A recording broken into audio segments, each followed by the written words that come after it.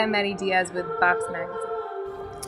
Who are some of your biggest musical influences that kind of shaped your sound? Now that you're putting out your newest album later on this summer, you put out something that's kind of been country, a little more indie pop. Now you're kind of, it's more upbeat, dancey kind of stuff. So like, what's been the transition from early to like maybe now?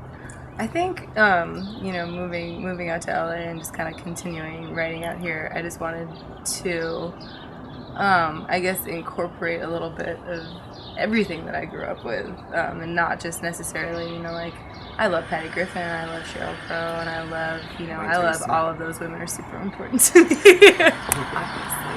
And I listened to a lot of that, in my early 20s, and I think it kind of was reflected in those records, and I think this record is kind of a little bit more representative of the whole thing. Growing up was like, oh God, everything. Growing up was ADD musically. Like Genesis and Michael Jackson and Janet and Madonna and the Beatles and Yes and, big synth sounds and then like very acoustic guitar sounds and very raw vocal sounds. So, well, wasn't your dad in a cover band for Metallica? Frank Zappa. Frank Zappa. Whoa, Metallica would have been amazing. Frank Zappa is still super amazing. So you kind of had that influence too, I guess, right? Yeah, for sure. Zappa is definitely still a part of my palette, embarrassingly so. Cool. What are some of, you mentioned Sheryl Crow, that kind of stuff. What happened with how you kind of started in the country genre and like segued into this? Like how that can just naturally happen for you? I think, again, when I was living in Boston, I think a lot of my friends and I kind of were looking for something that was like the raw root of what, songwriting was to us. And I still think, that simple instrumentation, really, really puts the song in a place where you are listening to the song, and you're not relying on a million bells and whistles and instruments to kind of like to build the feeling for you. So I think that was a really good place to start. Cool. Yeah. What is your favorite band right now? Like, what can't you stop listening to? Right now, man, that's really tough. Oh my God. I've gone totally back into Perfect Circle. I have. It's so weird. I don't know what happened. We were driving in the van on the way back from South by Southwest, and we just like went into like late 90s, early 2000s, just jam out. We were like listening to Hole and listening to like all the like MTV Unplugged, like Nirvana and Alice in Chains sessions, and then it was like, oh my God, do you remember Tool? Oh my God, do you remember A Perfect Circle when like Maynard was like having feelings and like probably Tool didn't really want him to talk about feelings, so he did the Perfect Circle thing. So yeah. Who's your favorite songwriter? That's just impossible. I can't even answer that. That's actually impossible. Who's your favorite singer?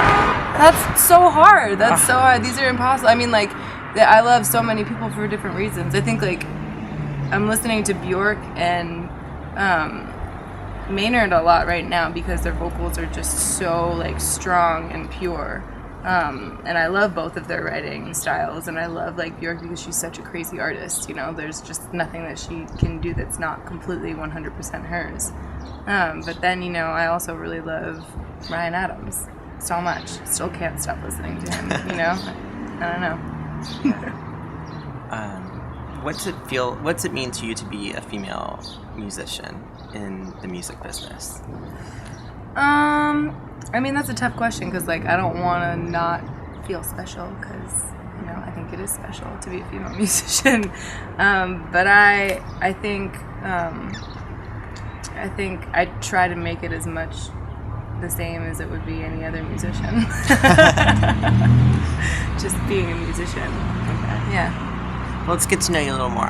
Like, love your music. What about you? So, what's your favorite fruit? My favorite fruit? I think apples are really reliable. Favorite vegetable? Favorite vegetable? Avocado. Easy. Favorite musical chord? I'd say it's like actually kind of like an F sus chord. Yeah. Favorite city to play music in? That's tough.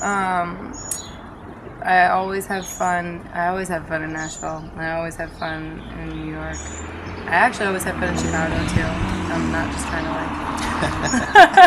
Butter me up. not just trying to butter you. I love Canada. I love playing in like Toronto. Yeah. What's one thing we would never assume about you? One thing that you would never assume about me. By looking at you. By looking at Share me. your dirty secret.